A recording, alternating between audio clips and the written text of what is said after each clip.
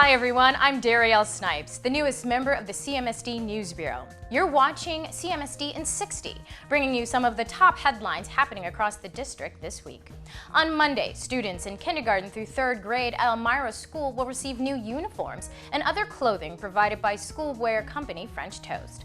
Elmira is one of 5 schools participating in a 3-year pilot program started by Shoes and Clothes for Kids, a nonprofit that wants to help improve the attendance of CMSD students and their reading scores. The lack of clean and appropriate clothing can be a barrier to school attendance. Former Cleveland Indians center fielder Kenny Lofton will present a $15,000 check at New Tech Collingwood on Tuesday, September 10th. Lofton is co-founder of the newly formed Still Got Game Foundation. He is donating the proceeds from the organization's first celebrity poker game, which took place this past July in Cleveland.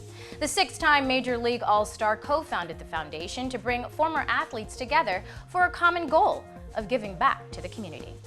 The school board will meet for a work session on Tuesday. It starts at 6:30 p.m. at the downtown district offices, located at 1111 Superior Avenue. Open houses are scheduled for pre-K through 8th grade schools on Wednesday, September 11th from 6 to 8 p.m., with students at those schools being dismissed early from class that day. Then on Thursday, high school open houses will take place, with high school students being dismissed early as well. Make sure to check with your student's school for more details.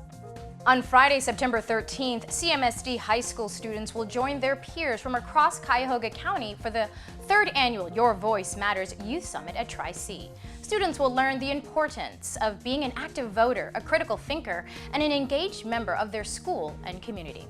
And Friday is a professional development day for preschool and kindergarten teachers. There'll be no school for preschool and kindergarten students. Well, that's all the time we have. Thanks for tuning in. For more news, you can always visit the CMSD News Bureau website at clevelandmetroschools.org/news. We'll see you next week.